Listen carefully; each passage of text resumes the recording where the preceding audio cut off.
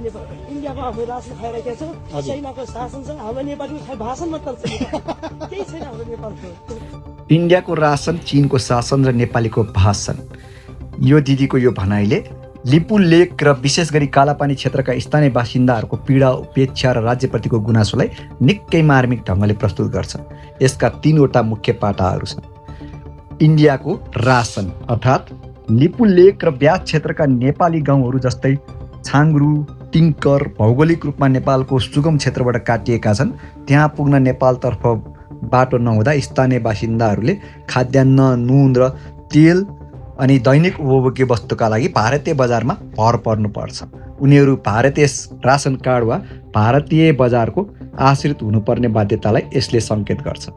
दोस्रो, चीनको शासन अर्थात् उक्त क्षेत्र त्रिदेशीय सीमा नजिक पर्छ। उत्तरी नाका र व्यापारिक सहजताका कारण कतिपय अवस्थामा चिनिया पक्षको प्रभाव वा त्यहाँको कडा सुरक्षा र सुशासनको स्थितिलाई हेर्दै स्थानीयले आफ्नो राज्यको कमजोर उपस्थितिको तुलना गरेका हुन्। यसले छिमेकीले आफ्नो भूमिमा बलियो पकड जमाएको तर नेपाल सरकार भौतिक रूपमा अनुपस्थित रहेको अर्थ दिन्छ। तेस्रो, नेपालको मात्र भाषण। नेपालमा चुनावका बेला वा नक्सा विवाद चर्किएका बेला लिपुलेक र कालापानीको मुद्दा जोडतोडले उठ्छ। भारतसँग टक्कर लिन्छ।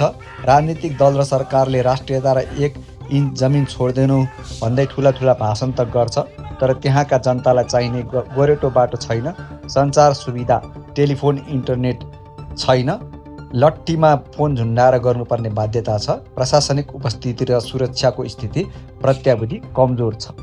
अब निष्कर्षमा लिपुलेकका जनताले यो भनाइ मार्फत हाम्रो पेट भारतले भरिरहेको छ, छिमेकीको शासन बलियो छ, तर हाम्रो आफ्नै देशले भने हामीलाई केवल भाषणमा मात्र समेटेको छ भन्ने गुनासो पोखेका हुन्। यो उनीहरूको पहिचान र अस्तित्वको सङ्कटसँग जोडिएको एउटा राजनीतिक ढङ्ग हो। चुच्चो नक्सा कोर्दैमा मात्र राष्ट्रियता बलियो हुँदैन। अन्तमा जहाँ जाँदै यो मान्छेको कुरा पनि आन्दोलन गर्ने चाहिँ हाम्रो भनेर काठमाडौँमा कसैले नगर्छ किनकि हामी यहाँ समस्या पर्छ।